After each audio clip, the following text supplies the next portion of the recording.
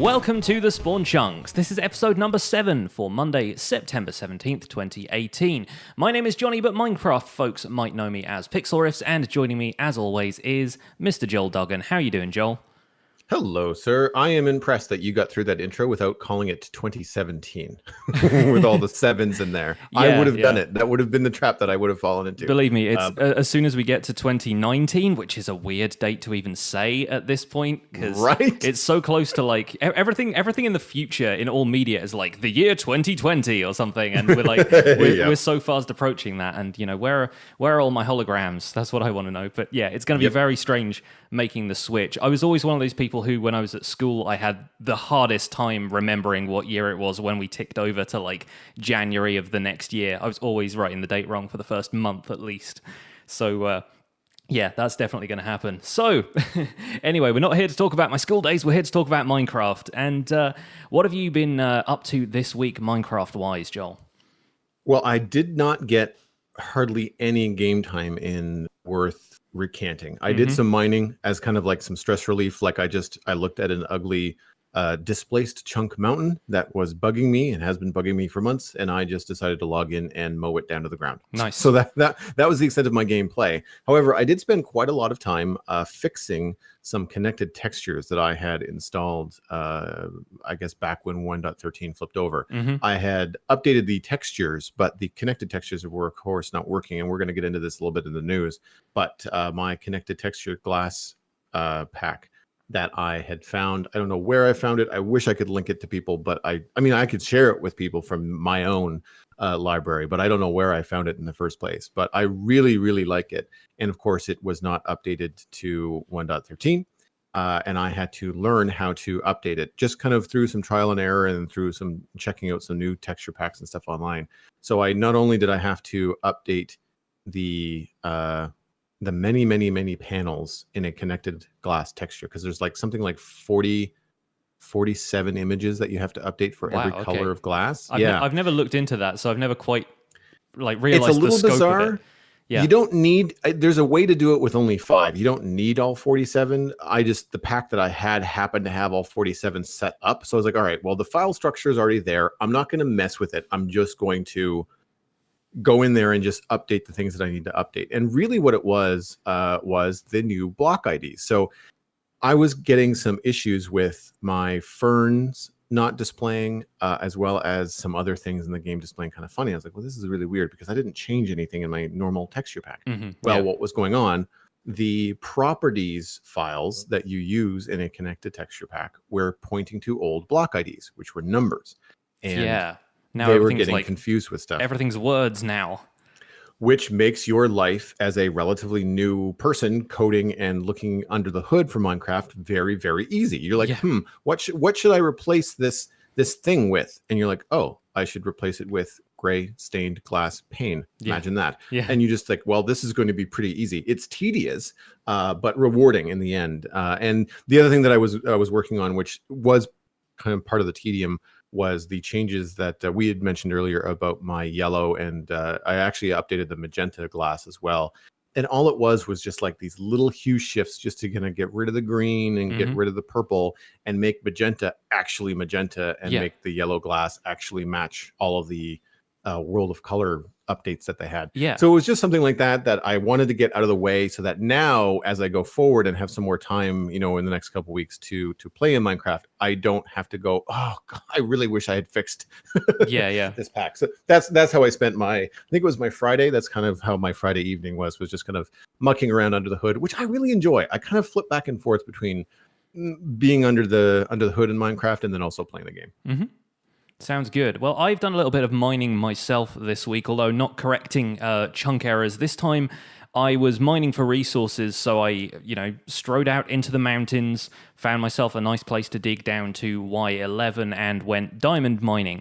And about, I don't know, probably 15, 20 blocks down this kind of 3x3 tunnel I was digging out, I came across an abandoned mineshaft.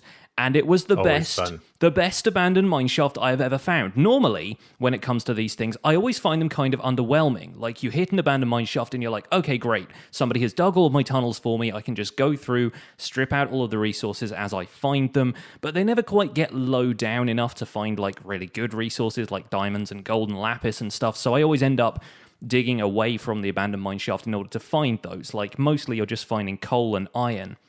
Yeah. This one was superb. Like, I dug straight into the side of a shaft that was at Y11 and went for a really long time. And this thing kind of went down to bedrock in places. So it was covering like a decent range of the bottom of the world. And I pretty much instantly, like, this is in an episode of Decidedly Vanilla that I have not yet published, but I'm about to. I dig up some redstone that's in the floor just in front of me, and there's like an 8 vein of diamonds right underneath it. And I'm like, okay, this is going to be the start of an excellent mining session. So I did a little bit more off camera there. I did a bit more on the stream this weekend as well. And I've come away with a chest full of ores. Like, I've got redstone, lapis, gold for days. I've got more than a stack of diamond ore that I need to fortune now. And I basically just wanted to restock on my actual kind of resources, like anything that I was going to be spending at community shops or anything like that. I just wanted to dig up some money. And that's really come through for me. I don't need all of the stone and stuff as well. People on my stream were kind of going, why are you putting all the stone back and chucking it all the way into this chest or whatever? And I'm like, I have like several double chests of building resources at this point. What I really need is the precious stuff. But for once, an abandoned mineshaft came through for me, and I was incredibly happy with that. Also did my first bit of villager curing, got myself a zombie doctor advancement and cured a zombie villager who I found wandering around my slime farm.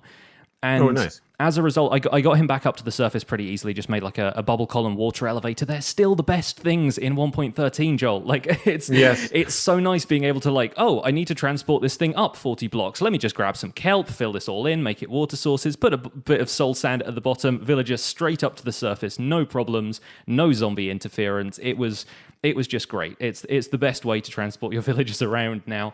And yeah, I put this guy sort of on the shore once I'd cured him and made like a little kind of villager trading. I kind of refer to them as little market stalls or cells, I guess, where I literally just surround him with blocks on the bottom layer and then trapdoors around so that you can interact with the villager, but even baby zombies can't get through. There's just like enough of a gap that they can't actually climb up onto there and get through. And I built the little kind of canopy for this out of birch trapdoors, which I hadn't really used a great deal in my builds yet. And with it kind of all folded around the block on top of him so that he couldn't, jump out and get away, it just looked like he was wearing a Pope hat.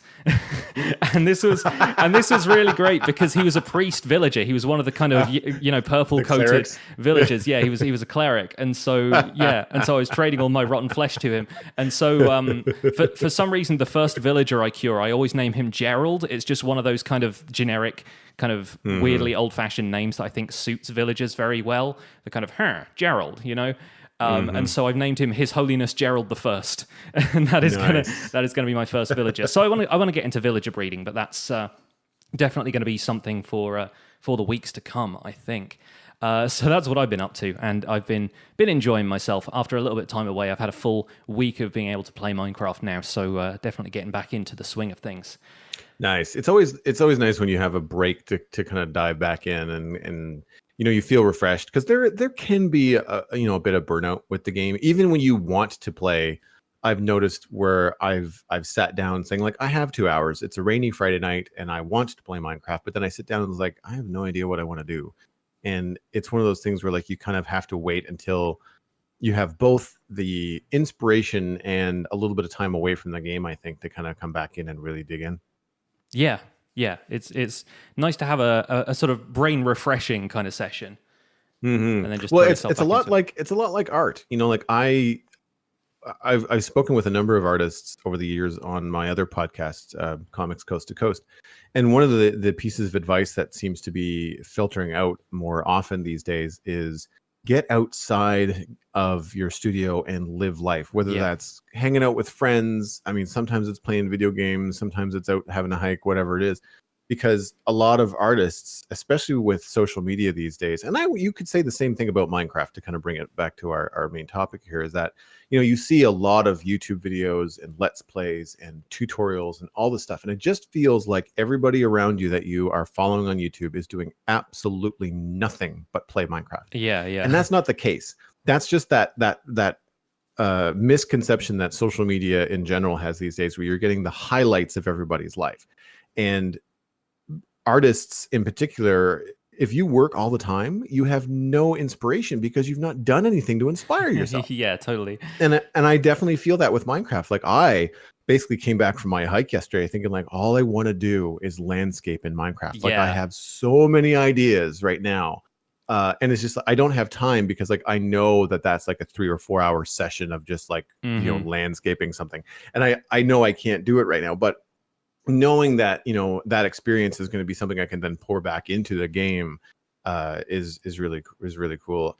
Do you find like travel, because you did some traveling last week, do you find travel tends to kind of inspire your Minecraft? It definitely gets the juices flowing. And coming back through London is the time when I've always got my phone out. You know, usually we've just kind of set off on the train. We're going through central London on the way out, down kind of towards the south, towards Brighton, and I always snap like a few pictures of the city around me, because I always notice a different building that's like, it's got a new architectural style. A lot of the stuff I'm trying to build right now is relatively modern, so it gives me an idea of how to do modern stuff. And most of it I kind of go, well, that's going to look really flat in Minecraft because I'm stuck working with 1 meter by 1 meter cubes, and a lot of these things have a little bit more nuance in, you know, the way the buildings are shaped and so forth. I mean, you look at anything in London that's got curved glass in it and you're like, nope, that's not going to look good. But then there's so much other stuff that you can draw inspiration from. And yeah, like landscapes and stuff like that are definitely something that it's tricky to reimagine how they would look in Minecraft, but you can definitely start to shape things a little bit from seeing stuff. And there's a lot of rolling hills and kind of nice pastoral countryside between here and London, so I get a lot of that, and that's most of what you just have naturally in Minecraft anyway. But there's definitely some inspiration out there for sure. So let's move on to the news and take a look at what we've seen over the last week. To be honest, there has not been much, really. It's been a bit of a slow news week. Would you agree? I agree. The only 2 points that I think our listeners would be interested in would be, for me, what I noticed was that Optifine 1.13.1, a pre-release version, is out as of the 14th of September. So it's out of the alpha, beta kind of testing stages. It's now like, we're ready for release, just give us a minute to tie everything up, sort of thing. Yeah, I think the number that they were boasting was something like 80% complete. There was a few days, like the 12th, 13th, 14th, where they were releasing like beta 7, beta 8, beta 9, like all right on top of each other, to the point where I was just checking the website every morning because I wanted to mess around with some shaders, and I wanted to mess around with some stuff, and I could not get anything to work. Heads up, I am on a Mac. I still cannot get shaders to display properly. When I use them, it only displays in the bottom left-hand corner of my screen, which to me is suggesting that the shaders are only displaying in 1920 by 1080. I'm on a Retina iMac, so it's essentially 5K, but Minecraft would display in roughly 4K. So I'm getting a fourth of that resolution. Which is frustrating because I can't test out any shaders yet. I'm sure that Optifine is, going to be crossing all those T's and dotting all those I's by the time they actually release the 1.13.1. But it ties directly into what I was talking about earlier with my week in Minecraft, which is, of course, now your connected textures will work. So even if you're not using shaders, connected clear glass, connected grass textures, things that you and I were talking about with grass sides and path sides. Yeah. I was walking around the meadows and looking and thinking like, wow, this feels nice and clean. Well, I wonder what, and I was like, oh, I'm running Optifine, right? Because I've been without it for so long. And I don't have any dirt sides on the sides of small hills and stuff, which I find really, really cool. And then to follow that up, in our Discord, Pepin, who has been a member of the Discord for a few weeks now, shared a texture pack in response to something that we talked about here on the podcast. And that was the fact that when you pick up tropical fish in 1.13, the icon in your hand is just a simple clownfish. It always is the orange and white tropical fish. You have no idea what you're putting down. There is a texture pack on planetminecraft.com called Visual Fish Bucket. It is by user 6footblue, and it does what it says on the tin. It says it changes the sprite in your hand to represent the color of the fish that you picked up for all 22 versions of the tropical fish in 1.13. And it requires Optifine, so it goes right along with our news that Optifine is now out. But just a simple quality of life change that I think is going to make my life in 1.13 a lot easier. Yeah, it's going to be so much easier to organize your aquariums if you've got like a variety of tropical fish and you're after something very specific, which, you know, doesn't seem, it seems like such a trifling concern, but for people like us who are very detail oriented and kind of like, we have really specific artistic choices when it comes to this stuff. It is nice to know that, you know, the texture pack making community has got us covered in that regard. And yeah, I've looked at some of the sprites they have, and they are spot on for what the fish actually look like in the game too. So, and they didn't reinvent the wheel. Like, they just basically took the fish that's in the bucket, and even if it's a different shaped fish outside of the bucket, really all they did was just represent the color. So you get to know what you're picking up. And I think too that there's a number of tropical fish that are cool looking, but they're kind of gray. And that's fine. But if you're building a very colorful aquarium and you only want like the purple and the red and the yellow, then it's going to be a lot easier to figure out which ones that you have. Nice, very nice. I'm going to download that basically as soon as we're done here, because it looks like something that'd just be kind of nice to have, you know? So with Minecon a couple of weeks away, obviously there's been no direct news from Minecraft.net, but I was browsing the Minecraft subreddit earlier, and speculation has kind of begun about what Minecraft 1.14 is going to bring. People are assuming that since it's been a year since the last Minecon where they announced the update Aquatic, they're probably going to clue everybody into what their plans are for the next major version update of Minecraft. And so I skimmed kind of the top level of comments on this, and a lot of people are thinking it's either going to be an underground update or an update to the terrain or maybe even structures and so forth in the Nether. And I wanted to get your opinions on those two topics being like the focus of an update. Do you think that's a good direction for the game? I think an underground update would certainly make sense, because it's probably one of the things, and I haven't been playing for as long as most people, but it seems to be the thing that has not changed in a long time. Yeah, that's definitely the case as somebody who's been playing for 4 years now. I can't say I've been into a cave and it's looked significantly different from any other cave, with the exception, I think, of adding the decorative stone types, which were added back in 1.8. So we're talking several years, more like 4 years, and 5 major version updates ago was the last time they really did anything that changed the appearance of what it's like to go caving. And there are obviously a lot of mod packs and kind of mods that people have made which tend to focus on stuff like that because that's what they feel like the game is lacking. So you'll wander into a cave and there will be kind of stalagmites, stalactites kind of formations, or even with like modifying the terrain generation a little bit, you create these vast, expansive cave systems which really don't feel like anything that you have in vanilla Minecraft right now. I mean, even just looking at the stuff that we were exploring in Biome Bundle when I had my Minecraft Harmony series running, there were drastically different caves. They were kind of wide open things instead of, you know, being a little more claustrophobic like they tend to be in current Minecraft, where you've got, you know, 4 or 5 block wide sections and maybe it'll open out occasionally, but these were sort of massive expanses of caves to add to that. And I kind of wonder if maybe, you know, underground biomes are on the table now that they've been able to section the ocean into things like, you know, frozen ocean biomes and warm oceans and that kind of thing. This kind of splitting up of large expanses of biome like that. Could it be possible kind of lower down? It's interesting. Volcanic biome, like a volcanic cave biome. And finding kind of more natural lava and obsidian and stuff there would be interesting. It's something that you can do very easily without adding too many extra blocks and, you know, extra materials to Minecraft. You can shape the terrain in a lot of different ways. Biome Bundle and some of the more kind of the open terrain generator packs are a very good example of what you can do with the existing vanilla blocks. So it is just a matter of rearranging them and reorienting them in a certain way and just adding a little bit of life to the underground.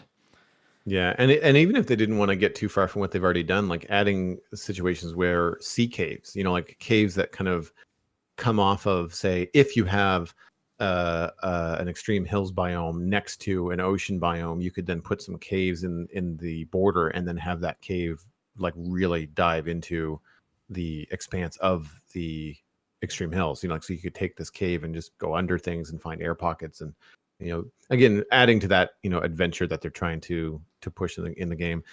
If I was to say anything that if I was to say a state of preference, I would like to see an update to the Nether, because that to me is something that is really a wide open blank canvas of what they could do to kind of spruce that up a little bit. Yeah, there's so much space in the Nether, like you say, and obviously with the Nether, it's meant to be more of a desolate experience. You don't want to be tripping over everything, as you walk in.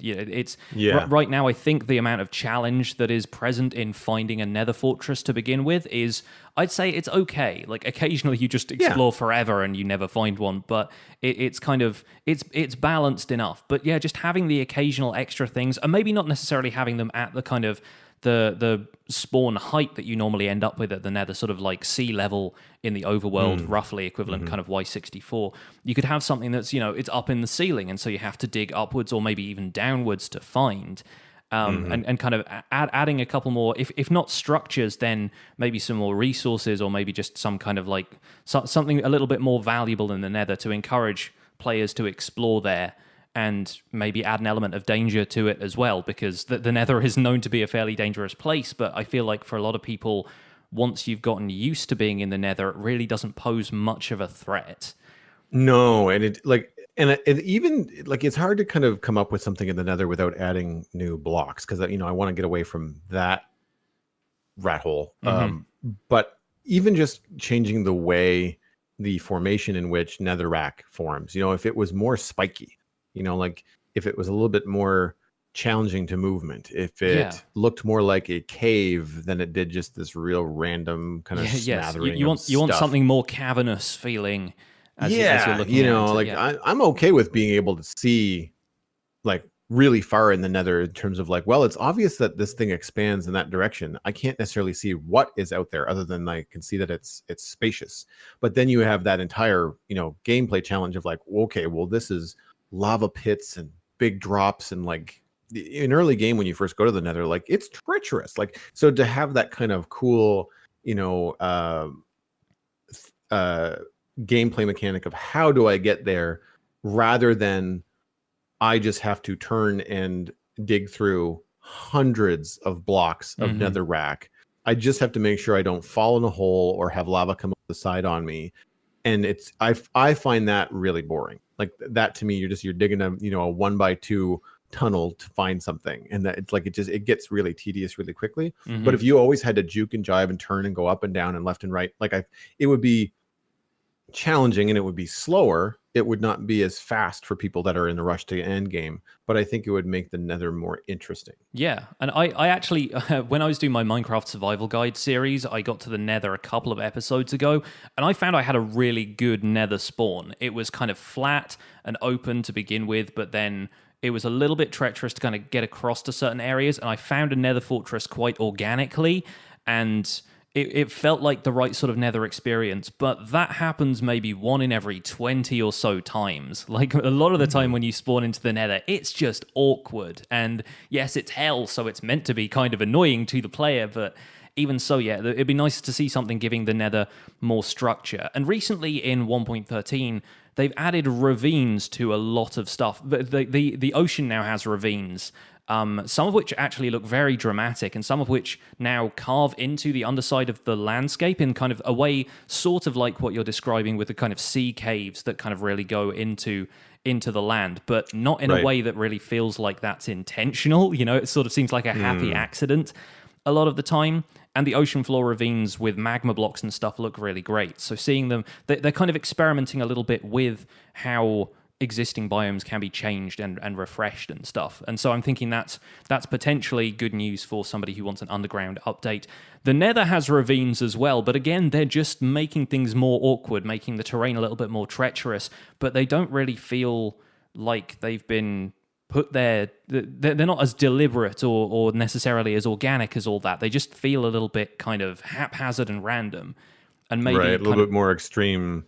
Yeah, like when you take your biome generation and you just kind of take that slider up to like the max. Yes, you've just messed with a few settings in the background. Yeah, and maybe making that kind of a more cohesive part of the Nether experience and changing up a couple of things might be good. But this is all absolutely speculation at this stage. We don't know what they're planning other than what they have occasionally mentioned in developer interviews, which is we hope to add more slabs and stairs now that the code is more flattened out and everything is, JSON driven and kind of ID driven rather than being number driven. So so hopefully there'll be some stuff that benefits builders in there. We'll be able to see a few more kind of blocks and things like that. But as an overall theme of the update, we're not sure at all yet. So in a couple of weeks' time, we're going to find out, and I'm starting to get nervous. that like nervous level of excitement is building. Yeah. So moving away from that, we actually wanted to talk a little bit about Minecon in an upcoming episode, and maybe around the time Minecon actually happens, once we're kind of giving our thoughts on what's happened this year.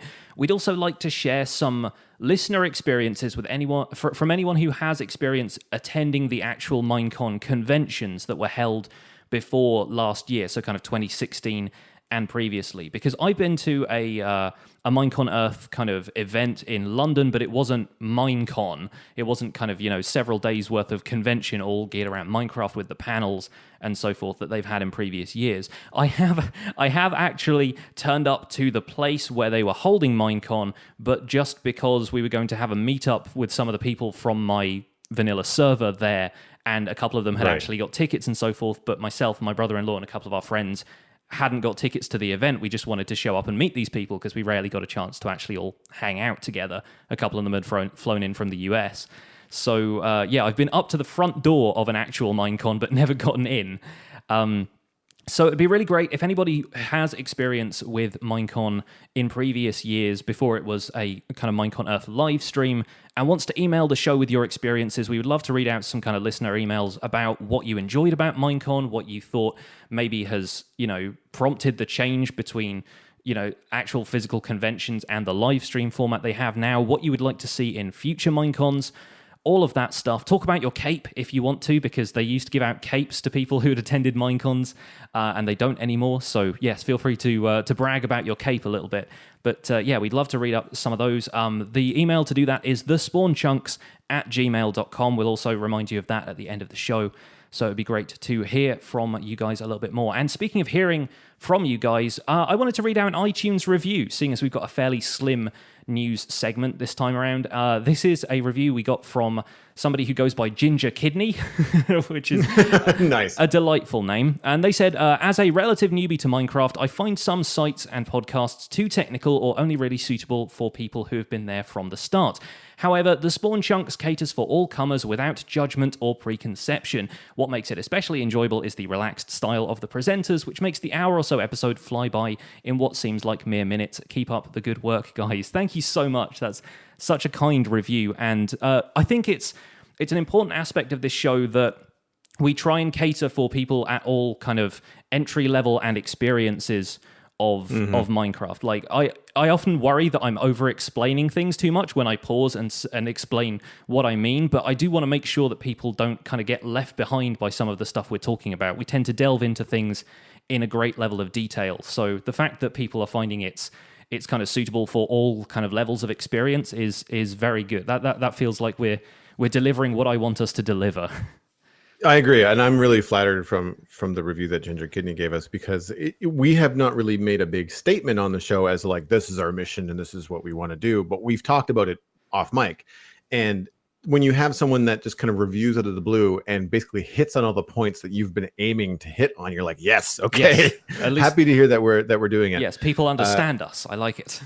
And I have a really good example of another person that does this kind of stuff sometimes. And in a lot of ways, like you, I would get self-conscious about over-explaining something. But I watched CubFan135 from Hermitcraft the other day craft andesite. Yeah. I had forgotten that was a thing. I always forget that's a thing too. He was going out to collect andesite, and I thought, oh gosh, what a pain in the butt that's going to be. And I mean, you've got lots of it when you don't want it, but when you're actually looking for it, you're never going to find it, right? Mm-hmm. And then, of course, he starts crafting it out of cobble and diorite. I was like, son of a, I did not know, or I had forgot that you could actually do that. Yeah, and you can craft diorite or granite or both with quartz as well, but everyone's just like, why would I waste my quartz on that? Exactly. Yeah. You know that, and you put it out of your mind because like that is not worth it, right? Oh, exactly. And I think that it's just a really good example of someone that would have a pretty advanced audience for the most part, covering a very basic thing. And I think that's something that we try to straddle on the show is that, okay, we'll hit on a lot of 1.13 things because there's a lot of people that don't know all the ins and outs of 1.13. You and I are still learning them. I feel like hitting on those points is important because there's always somebody in the audience, or maybe it's like somebody's kid that's listening with them. And, mom or dad might be advanced, or older brother or sister might be more advanced, but maybe the new player is just like, well, I don't know what that is. And it's nice when you get that kind of explanation. I always appreciated that kind of stuff when I was in my kind of middle ground of learning Minecraft, where like I was past the point of knowing the basics, but I still wasn't really into the minutia of everything.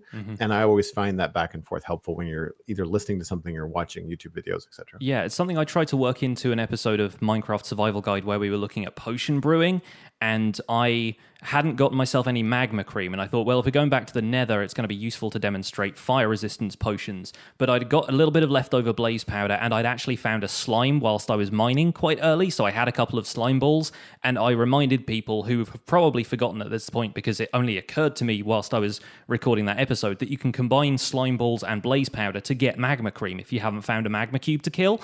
So that's another one of those recipes that you put out of your mind most of the time, because once you've been to the Nether a couple of times, you've probably killed a couple of magma cubes and you don't need to worry about it. But yeah, just having that recipe available to you early game, it really kind of changes the experience a little bit and means you're going to be more secure going back into the Nether. And so, yeah, occasionally stuff like that occurs to me that I go, oh yeah, that's a recipe that I've completely put out of my mind, and try and include stuff like that where we can, for sure. Crafting magma blocks out of magma cream is also a thing. Again, yeah, one of those things that you can go and harvest like hundreds of magma blocks very, very easily. So something that rarely you need to do, and often the magma cream is much more valuable in its raw state for brewing. But yeah, right. It's amazing the levels of stuff that you can get into, and all of that can just start off as the two component ingredients. You just grab a bunch of blazes and a bunch of slime. So let's move on to, speaking of a few sort of more listener interactions, let's move on to Chunk Mail. And you've sourced this email the first time around, so how about you read it this week? So we've got an email from Richard C., and he said, "Hi, Pixlriffs. Hi, Joel. It is interesting to listen to artists talk about color temperature, and of course, you guys know all about that stuff, but I doubt a fisherman building his fishing hut would care and would use whatever blocks are available. I think Minecraft is easy. I think in Minecraft, it is easy to get caught up in aesthetics, and we forget that practical realism also exists in the world. Things do not always match, and I feel that they should be represented in the world as well. A fishing village is a working town, and you are going to have some mismatch in the structures because the fishermen are going to use what is available to them. In addition to cobble and coral, here there would be probably something you would find throughout the fisherman village. Love the show. So thanks very much, Richard. And I think that I wanted to read this on the show. I read it very poorly, by the way. So sorry, Richard. So this is a follow-up to our discussion last week about what exactly we would use the coral blocks for. Yes, yeah. And that was the next thing I was going to mention.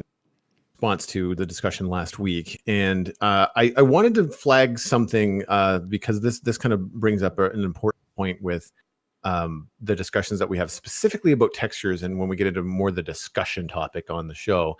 And that Richard is right. Depending on the level of role play you're implementing in your Minecraft world, anything goes as long as it meets your personal aesthetic taste and the quote unquote rules that you've put into place for your gaming experience. So yay for sandbox games. Like, there is no wrong or right. A lot of times when Pixlriffs and I are talking about this kind of stuff in the show, we're basically just putting our opinions out there. And it's not a you should or shouldn't use coral in this way. It's like, use it however you want. These are just the ways that we've kind of come into it. for me, it's always a matter of, does the block look like it doesn't belong in the environment? Yeah. If something sticks out, for me artistically, talking about color temperature is probably the easiest way to articulate it. But it could be something as just being out of place. It's like putting netherrack in the middle of a plains build. It unless you're making it look like hanging meat, the weird purpley, squishy looking block doesn't really pass for anything else other than like, this looks out of place in this specific situation. So that's kind of where I land on it, is that it's definitely a personal taste, but you and I are usually going off of what I would consider would be sure it's our own aesthetic rules that we've put in the game for ourselves, but I would say probably generally accepted. Yeah. There's always going to be deviations, and we're certainly not saying that Richard is wrong. It's just that's the rules that he has put up. And I think if you went into Richard's world and those rules were consistent from biome to biome to biome, it would look fine. Right? Yeah. And I think that's kind of where I land on it. And I also want to mention that I did respond to Richard at length. I try to reply to a lot of the emails that we get. I don't always get to everybody. But I really appreciate all the people that have been writing in. It's almost too much to keep up with, which it's amazing. Don't stop. But if you don't get a reply, or if you don't get read on the show, then sometimes you might be just saying the same thing that somebody else has written in, or the gist of your email is the same. I do try to at least reply and say, hey, thanks, to everybody. But this Richard's email was just kind of like the one that kind of highlighted the artistic taste and how personal all the texture stuff is that we talked about last time. Yeah, and there's no universal truth about how to use Minecraft blocks. We aren't handing down the word of God here on this podcast. Like we take pains to mention a few times that we're not going to be claiming to be experts in any stretch, and like. We're also not like you said, color harmony is one of the ways that you find it easiest to articulate your thoughts about how to use blocks. But we're not sat here with kind of like color pickers as we play Minecraft. A lot of this stuff does kind of occur to us a little bit more naturally. So obviously, like playing Minecraft requires a certain level of like suspension of disbelief. And it's up to you whether or not you choose to kind of immerse yourself in the world and adopt the mindset of someone who's struggling for resources and survival and is just working with what they have. There's actually a really great video by PBS Ideas channel, which is a now defunct YouTube channel, but they stopped producing videos about a year or so ago. But if you go back in their archives, they're all still available on YouTube. There's a great video about how working in creative mode in Minecraft is like working in a post-scarcity economy, and how when you've got the absolute freedom to design whatever you want, it just kind of opens up so many different options for you.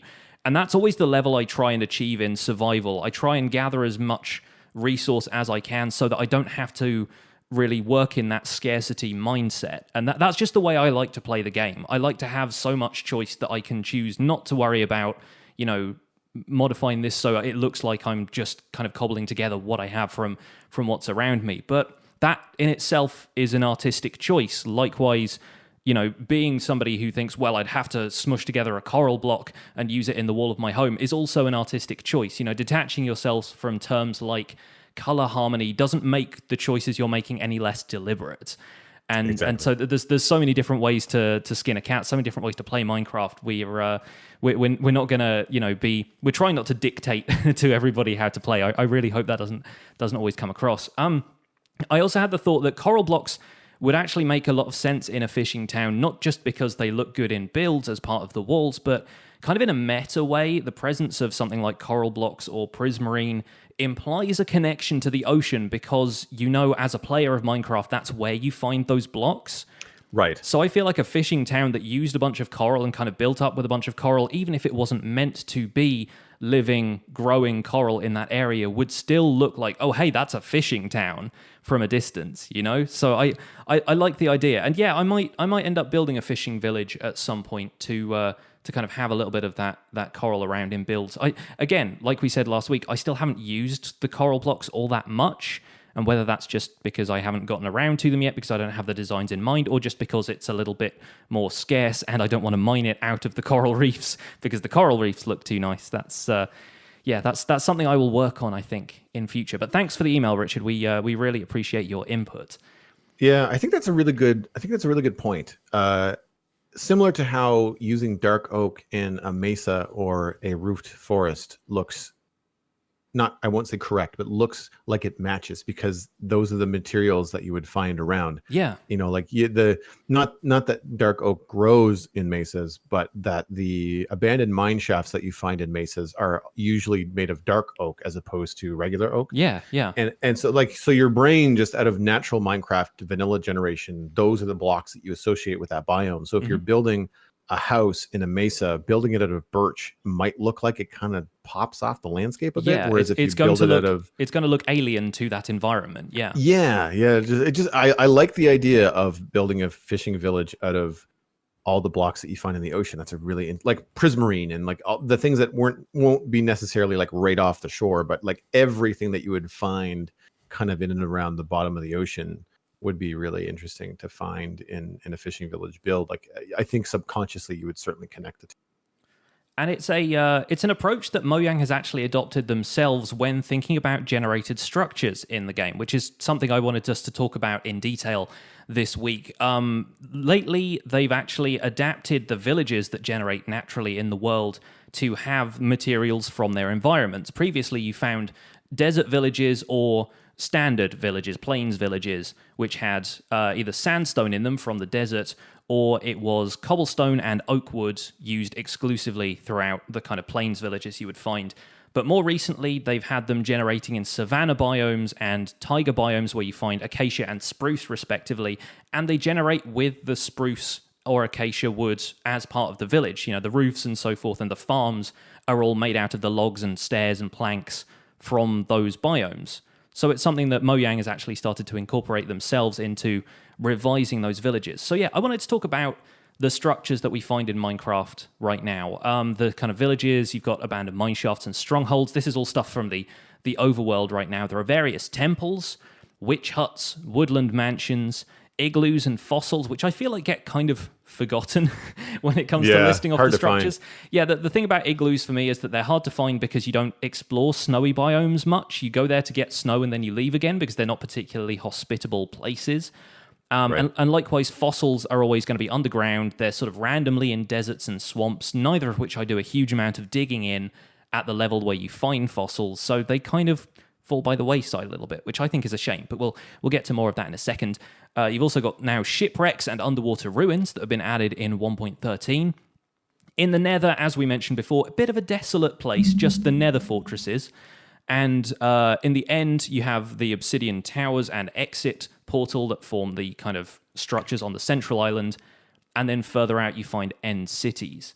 While I was thinking about these, I came across a weird thought, is that each dimension structures, with a few exceptions here, operate along kind of a different axis. Like overworld structures like villages and mineshafts and strongholds, the ones that were kind of added, as early as generated structures started appearing in Minecraft, are kind of flat and sprawling. They're just kind of like, one level, and obviously abandoned mineshafts go up and down, so do strongholds, but generally speaking, they tend to operate in terms of like their length and width. They tend to kind of flatten out. Nether fortresses, on the other hand, have depth. You find one generating above a lava lake, and it's got these huge pillars propping it up, and it really isn't like anything you find in the overworld. And then in the end, you have stuff that's dealing with height, because the end is such a kind of desolate, barren place. You've got these huge tall towers and these huge kind of spiraling end cities. They all kind of deal with height. And so you're looking at a different dimension with each structure. And I don't know if that kind of holds any weight with anyone. And like I said, with the amount of different structures that spawn in the overworld, there are exceptions to that. But it's kind of interesting to think about. Now, you came to Minecraft relatively late. You came sort of in the last couple of versions. So you've jumped into the game straight away with all of this stuff available to you, give or take shipwrecks and underwater ruins. So right. What are your experiences with the structures that generate in Minecraft? What do you like? What don't you like? Well, I've always been a little underwhelmed with villages. I remember liking the very, very first one that I found in my single player world, but in the seed that we decided to use for the Citadel, we wanted to make sure that there were some villages nearby, because we had at this point we had goals, after having played the game for 3 or 4 months, when I talked to other people that wanted to play with me, we all kind of wanted, a bunch of different biomes close by, hopefully some villages. Like, so we kind of chose a seed that kind of gave us the best of everything. The villages have always been just a means to an end. It's just a way to get villagers back to your, main base and kind of use them for breeding and trading and stuff like that. They've always been kind of like what they are. I've also known how long they've been in the game, so I really had low expectations for that kind of stuff. When I started seeing villages in other biomes, I remember feeling a little disappointed. Not that they weren't. I mean, it's cool that they're made of new blocks, but I kind of wish that they had maybe different structures to them. Like, and correct me if I'm wrong. Do the sandstone villages, are they the same kind of like pitch roof design as everything else, or do they have flat roofs? They're effectively exactly the same template, just with different blocks applied. Different blocks. Yeah. So and that's an opportunity where you're like, wow, you could have had some flat roofs in the desert, and you could have had things that are not difficult to do, but I feel like could have been a little bit more interesting in that way. Unfortunately, when it get into the structures that reward you, things like strongholds, jungle temples. I remember being excited when I found a jungle temple because those look really different. Those are cool looking. Unfortunately, at my level in the game, we were pretty far along by the time we started to adventure out. I'm kind of a slow player. I like to build up and have, like, in any video game, doesn't matter what I'm playing, I tend to be very prepared before I go and do something else. I go and adventure. So when I came across a jungle temple, a desert temple, those sort of things, they were cool to look at first, but really the challenge of looting them was not a challenge at all. Yeah, it gets kind of underwhelming. Yeah, and unfortunately, I had seen a desert temple in a video, so I knew not to tap the floor. Like, I knew, I knew not to get myself blown up, stuff like that. The old favorite TNT trap, exactly. And then when you get to the loot, you're like, well, that's great. I already have an iron farm, so like at some point, the rewards don't really warrant the adventuring that you have to do to get to some of these things. I think it's something that Minecraft has started to turn around with Shipwrecks and Underwater Ruins, because you have better early game loot. You have treasure maps that leads to potentially Heart of the Sea, that sort of thing. So I think they really employ more adventure and more rewards. Like, even in the late game, there's still a reason to check that shipwreck just in case you get a map, right? Mm-hmm. And I think that also Shipwrecks and Underwater Ruins are probably a more modern approach to putting things in the world. They look cooler. They're built better. They're less of just a box with a triangle on it. Like, they have way more variety. They feel more organic, I guess is the right way to say it. Yeah. Whereas I've seen Woodland Mansions. We have one on the server. I think I might have traveled to visit it once, but we haven't raided it yet. Basically because, like, I know that there's nothing in there that I want or need. It's just going to be a potential for me to die and have to deal with all the rigmarole that goes with that. And he was like, well, it's nice that we have one, but really I have no interest in it. It's also miles from our main settlement. Yeah, no, so they tend to generate some sort of 10 to 20,000 blocks away from your spawn point in some cases. There are seeds which have them closer, and on consoles you'll find them generating more or less wherever you can. They also have a wonderful tendency to burn down. If you don't have fire tick disabled on your server, if there's a lava lake that generates anywhere near this thing, then you turn up and half the place is on fire, and you go, well, that's my 20,000 blocks worth of travel kind of wasted. So exactly. And again, like, the reward for looting them, it's not fantastic. Oh, there's nothing in there.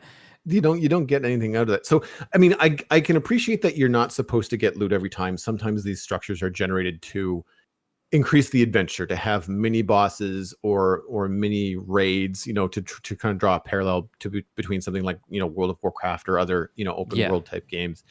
And I think that for me, so much of it would only be challenging if you happened to do it in the first, really early game, kind of pre-Nether, pre-enchantment almost, Minecraft, to have these things be challenging. Like, desert temples are really cool to look at, but they're not at all something that are challenging, to get into.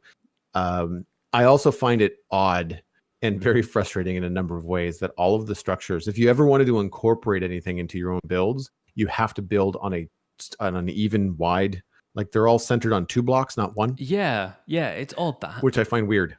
Yes.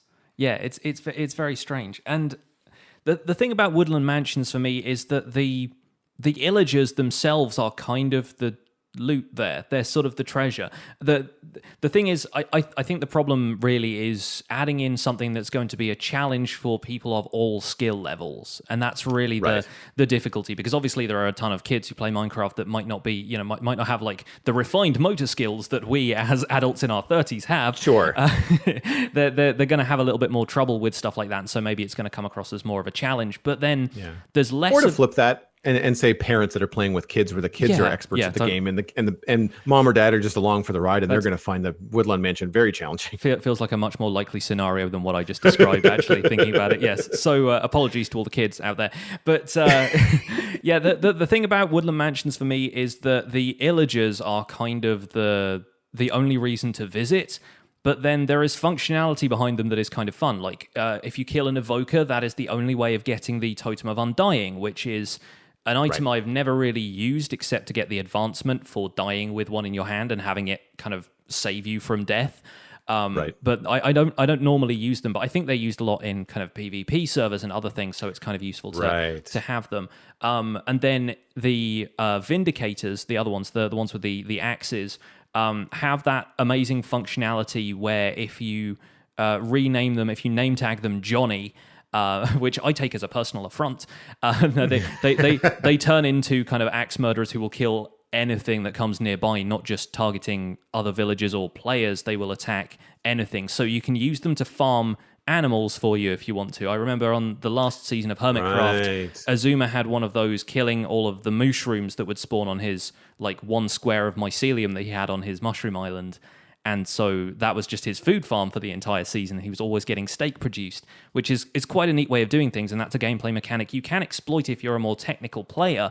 But if you're not going there for the purposes of getting stuff that will help you in the game as like a technical Minecrafter, there's not really much of a reason to visit. There's nothing in the chests and so forth. So I do kind of wish they were a little bit more developed. Even just like hiding a diamond block in one of the weird kind of wool sculpted animals. I think that's the first thing people did when they found those structures in the game for the first time, was just tear the whole thing apart to find out if there was anything hidden in there. And the majority of the time there just wasn't. You know, there were a couple of emeralds in here and there, you know, that kind of thing. But the fun thing I've seen people do with Woodland Mansions is actually take them over and use them as a base. You kill everything inside there, you light it up properly so natural mobs don't spawn, and you do what XP Crafted did last season of Hermitcraft. You convert the entire thing into your base. You set up like farms or, you know, different rooms, whatever you want in there, and it saves you the trouble of building. And I've seen that happen with villages too, where people come in and say like, well, I don't have to think about the layout. We've got the well and we've got the church and we've got all these places that have already been generated by Minecraft. So the challenge that I'm putting onto myself is I'm going to make this look really cool. That's exactly, and turn it into my own town. Exactly where I was going with this. I've seen people ask, why aren't villages or whatever structure kind of built better? Like they've had the opportunity, like you said, shipwrecks and stuff kind of look great now. There are lots of different designs to them and things that make them unique. And I've seen people kind of wonder, why don't they revamp villages a little bit? And there are a few answers to this. I think like in an in-world sense, the villagers aren't supposed to seem as advanced as the player. You know, they're very pastoral, they're unable to defend themselves, their homes are basic. But from an outside perspective, I can see keeping villages basic is kind of an invitation for the player to build something better themselves, whether that's remodeling the village or just using it as a template and expanding it. So they can kind of have something and not feel too intimidated by the fact that, oh, these guys can build these kind of crazy houses and here I am with my dirt hut. You know, you can kind of take that as an example build almost if you're starting the game for the first time, and build in that style until you start to refine your own approach to what you feel like looks good in builds. And then you can go back and apply that to the village. You can renovate their homes for them if they haven't all been killed by zombies at that point. And yeah, there's a lot of stuff you can do with that. So yeah, I think villages are kind of interesting in that respect. And I don't know if I'd really want to see them change too much or not. I think, you know, maybe add in a couple of other house designs, but I think they've got that almost utilitarian purpose of showing players, well, this is what you can build. This is how even like a set of randomly generated fairly basic structures can look like a coherent town. Why don't you give that a try? You know, that's the way I see it anyway.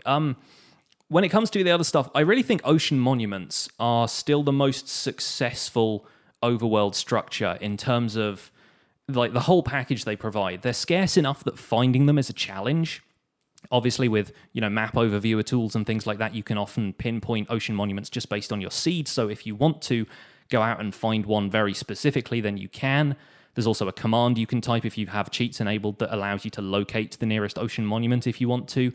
But they're scarce enough that finding them is a challenge, but they make it worth your while. You have unique blocks in there. It's the only place you can get prismarine. Give or take, I think a couple of blocks of prismarine now spawn inside underwater ruins, the kind of ocean ruins that spawn drowned and stuff in. But they have unique blocks and a means to get renewable unique blocks if you're killing the guardians that are in there. They have a treasure room with 8 blocks of gold in, which of course isn't a huge amount. If you've been mining for a few hours, you can probably find the equivalent of about 8 blocks of gold, but it's still nice to have something at least. The environment poses a challenge. There's procedural room generation, so you don't get used to the layout. And the same thing applies to Woodland Mansions as well, but every ocean monument I've been in, I've always gotten a little bit lost when I've been navigating around it. And with the Elder Guardians giving you mining fatigue, it makes it much more difficult to just kind of tear through the walls in the way that you can in other ruins and stuff to get to the treasure. That's the thing about jungle temples, is you can go in and flip all of the levers and everything and get to the treasure that way, or you can just find out where it is by tearing the entire thing down if you want to, and it kind of ruins the challenge. So ocean monuments are really good at keeping that challenge present while you're navigating around the whole thing. Plus, they look really good. Especially in 1.13 now, we've got seagrass and kelp growing up all over them and stuff. I think they look really nice. So I feel like if it was possible to emulate the experience of ocean monuments, but in a different way, sort of in the overground sort of area, that's really the experience I would love them to strive for when it comes to adding more dungeons into the game. If that's something they end up doing in future, is finding something that is a little bit of a maze and has something that stops you from just breaking through the walls. But then, obviously, without mining fatigue, then it's difficult to do that, because otherwise you're giving the player unbreakable blocks, which aside from bedrock, there really aren't any in Minecraft. So it's... I can see a translation. Might be a little bit too literal of, say, something like an ocean monument, turning something very similar into an above ground, kind of like a Mayan temple or something in a jungle. Yeah. Where the jungle temple is a lot larger. It has 1 or 2 boss mobs, whether that's just, a lot of zombies, or maybe there's a bunch of spawners inside so that you end up with like a ton of skeletons, or, something along those lines. Would be really cool, because then I don't know what you could do that wouldn't, again, be mining fatigue, but maybe like slowness, have something in there that until you destroy it, it makes you walk at the snail's pace. So you can't just run away. Like, you have to fight, because if you turn and run, you're just going to die. Yeah. I think that there could be some things like that. I don't want to just have more pyramids everywhere, because I really like the uniqueness of the jungle temples as they are. They're not a structure that you see elsewhere in the game. But yeah, I love the idea of having more structures in the overworld, even if they don't serve a lot of visual. If they don't serve a lot of gameplay purpose. Like, I don't necessarily need there to be loot. I don't necessarily need there to be any kind of fight. It could just be this thing that I walk by that gives the world that you're in a little bit more history. It gives a little bit more of an incentive for exploration, which we've talked about, a number of times on the podcast, which with 1.13, really enticing the player to go out, explore, have fun, check out the oceans. Everything is really pretty. It really makes you want to swim around and take a look at stuff. Whereas I think that players in general might be a little bit bored with walking through yet another plains biome, or yet another, extreme hills biome with nothing really to pop out and say, "Ooh, that's really cool." And it doesn't have, like I said, it doesn't have to be much. Maybe you don't even go over to it. Maybe you just walk by, but you're like, "Oh, that's a really neat tower," or whatever. So one question I have for you is, if you were to see new structures added into the game, and we can use, I'm curious on 2 fronts. One, Overworld, but also Nether. What would you like to see added if new structures were going to be generated? I think it would be amazing to have something somewhere, whether it's a temple or maybe some sort of quarry style pit, or like a step well or something like that, that gives the player some sort of hint about how to access the Nether for the first time. Because This actually came up in a video by ZloyXP, my co-writer on the Hermitcraft recap, where he mentioned that it was kind of his theory about who built end cities and who kind of why zombie pigmen ended up in the Nether. He's kind of done this series of kind of like lore theory videos on a series that's called Overthinking Minecraft, which I think is a delightful title. And he kind of suggested that the villagers might have been the first people to kind of enter the Nether, but then they erase all kind of any kind of notion of nether portals existing because they don't want people to re-enter the Nether. There's a painting that shows you how to summon the Wither, which is the only other kind of like multi-block structure thing in the game that you tend to create, whereas, there isn't really any resource in the game that explains to you how to build a nether portal. You literally have to look that up in order to find out how to do it, really. Right. So having something, maybe just like a simple kind of open amphitheater sort of thing with a path down and sort of steps down the sides and then a flat wall of stone and there's a broken nether portal in it. And maybe sort of all of the sides are there apart from one corner, as though a player has chipped out one block of the obsidian to turn off the portal themselves.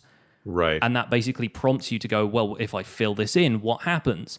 Nothing happens at first, but then, if you light it with a flint and steel, it's kind of your prompt as a new player to go, oh, okay, if I build a portal frame like this, something's supposed to happen. And then maybe you look into it a little bit more from there. Because, there's nothing really to explain that part of the progression of the game except just, people online sharing knowledge of this is how you play Minecraft, going to the Nether as the next step, A really good comparison would be the end portal that you find in Strongholds. It is incomplete. It has a number of Eyes of Ender missing from the border. So right away, the player can figure out, okay, wait a minute. If I fill this in, something might happen. Yes. Right?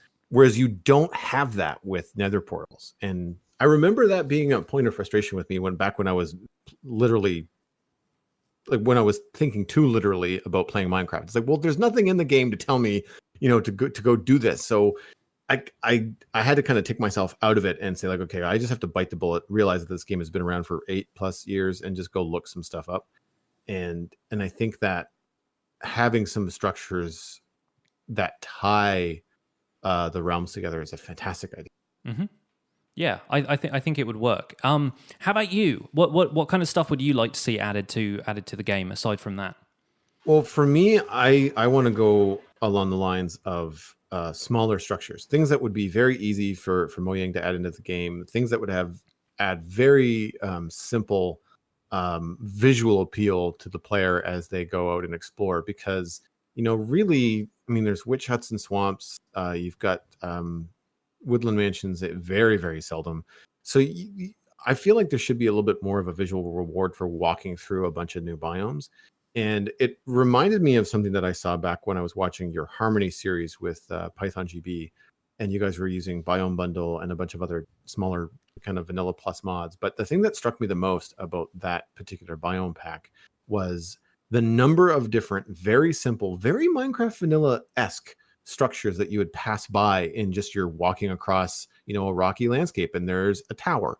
Mm-hmm. And it's no different than the complication of, say, like a jungle temple. Some of them were actually smaller and I would say even more simple.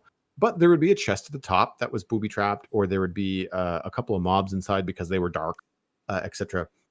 So I think like having some skeleton towers, like put a skeleton spawner in the top of a tower. So if you want to get up there, you're going to realize, very quickly, you're going to realize that there's like 6 or 8 skeletons across the ramparts that are shooting down at you. Mm-hmm. And you can't just pillar up to it because they're going to snipe you off the side of the tower that you're building. Exactly. Zombie patches, like have zombies spawn out of a giant pumpkin in a big cornfield or something. Random ruins, just in the exact same way that you find underwater ruins dotting the landscape in an ocean now that makes it look so. Again, it just gives the oceans history, and I feel like adding that history with random ruins in the overworld, they don't even necessarily have to be structures. Like having a wall that's just been ripped down to the point where it looks like it's crumbling, and have a couple of those dotted through, a dark oak forest, or even a wide open flower forest. It would just give that little bit of immersion, I think, as you're walking by. Abandoned wells and pits, abandoned log cabins or occupied log cabins. I don't know, like whatever, that kind of stuff. Any kind of thing that would just kind of give it some history. And again, it doesn't overcomplicate the game, because anytime you think about adding a new game mechanic or a new boss or a new reward, you're just like, okay, well, at what point does that affect other things in the game? Will people stop mining for gold if they can get it really easily in shipwrecks, like stuff like that? Whereas if you're just adding something visual to the game, it feels to me like it's less of a leap. It's more of just a like, well, we're just going to put in add 3 different designs for jungle temples and just have them. Just because you found a jungle temple doesn't necessarily mean you know exactly what you're going to get visually. And I think that could be a lot of fun. Yeah, and it's sharing the same approach as the ocean monuments I was talking about earlier. Having something that's a little bit more procedurally generated, and it's not going to be the same every time you find it, I think is perfect, because it adds that level of adventure to it. You never know exactly what you're going to find. Whereas I feel like going out to a roofed forest and finding a woodland mansion, you always sort of know what you're going to get. It's going to be it's big enough that there's the same kind of combination of rooms. Whereas like unassuming little log cabin, maybe occupied by an illager. Like you could just have a single axe murdering illager just like living out there in the log cabin. That's got potential. I like Hansel and Gretel put a witch in there, Yes. And going back to what you said earlier about villages being kind of like that invitation to brand new Minecraft players to say, here's what could be possible. I like the idea of having, any kind of random structure in the jungle or in the desert also be an invitation to the player to say like, hey, here's like a slightly bigger, like it's not overly complicated, but it's like a little bit of a bigger pyramid, or it's a little bit of a cooler ruin where your player brain is like, I wonder what this looked like before it got destroyed. And then maybe your mission becomes rebuilding it, like just those little kind of gameplay cues that don't necessarily, they're still in the spirit of the open world sandbox Minecraft, but they just have a little bit more, not structure, but intention behind them. Yeah, and as we said earlier, the modded players are kind of well ahead of us at this point, or at least the modded community is, because mods like Biome Bundle, Recurrent Complex is another one that adds like hundreds of structures to the world, and I feel like that definitely feeds the imagination and the kind of the gameplay focus for more adventure-led players, the people who just want to get out and explore a Minecraft world and see what's out there. Definitely worth checking out. Obviously, they're available for versions before 1.13 at this point, because the modded scene for 1.13 still hasn't quite caught up. Forge is still being worked on and so forth, so it's going to be a little while before we see those for 1.13. But I'm excited to see what kind of stuff that those people find to integrate with the 1.13 shipwrecks and ocean ruins and so forth. If they feel like oceans are more complete now, if they, shift their focus to elsewhere, it's going to be exciting to see. And of course, exciting to see if they announce anything else like that in the upcoming Minecraft 1.14 at Minecon in a couple of weeks. So like I said at the top of the show, if you want to share your experiences about previous Minecons with us, that would be fantastic. If you want to send us an email, that would be wonderful. But I think that's probably all we've got time for today on this episode of The Spawn Chunks. You can find out more information about the show and links to some of the things we talked about today at thespawnchunks.com. The music for all the show was composed by me, and I want to thank our patrons for contributing to some of the stuff that's led into this discussion, and for generally being lovely people and supporting us. If you're getting a little bit of value out of this show as well, you could consider joining their number and putting a little bit of value back into it. Head to patreon.com/thespawnchunks to join our patron community, where pledging at any level will get you an invite to our patrons-only Discord chat. As we mentioned earlier in the show, iTunes reviews are fantastic and help the show reach new listeners. Also, just telling a friend, sharing it on social media. You can find the show by name on Twitter and Instagram. We usually just post announcements when a new episode is up. But we'll also, reply to people when they say hello. When you're sharing the show, why not use the hashtag Minecraft, the hashtag podcast, and of course the hashtag the Spawn Chunks, because again, it just all goes for discoverability, which at this stage in the podcast is super important. If you have something to tell us, as Johnny mentioned, you can email the show at thespawnchunks@gmail.com. And for subscriptions, we are on iTunes, Google Play, Google Podcasts, and Stitcher. There is an RSS feed for the Spawn Chunks on our website, as well as a patron-only RSS feed on the Patreon page, and we're going to get into a little bit more of that in the coming episodes. My name is Pixlriffs, and you can find most of what I do at youtube.com/pixelriffs, where I have a Minecraft survival guide series for beginners and a multiplayer Let's Play series called Decidedly Vanilla, where you can see exactly how much wealth the Mineshaft has gifted me with. I'm also the voice for the unofficial Hermitcraft recap, which you can find through a quick YouTube search, and I stream 3 days a week on Twitch, where these days I'm mostly working on larger Minecraft projects for my YouTube series, but I play other games from time to time. Aside from that, I'm at Pixlriffs on both Twitter and Instagram. Joel, where can people find you online?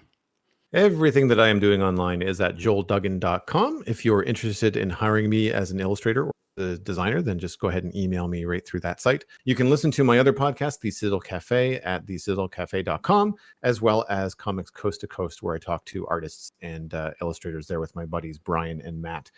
Everything online for my social media presence is all just my name: YouTube, Twitch, Twitter, and Instagram. Just find Joel Duggan. Lately, you're going to be finding lots of Minecraft inspirational hiking photos. So, hey, why not check that out? Thanks for visiting the Spawn Chunks. The world outside is infinite. Get out there and give a zombie a hug.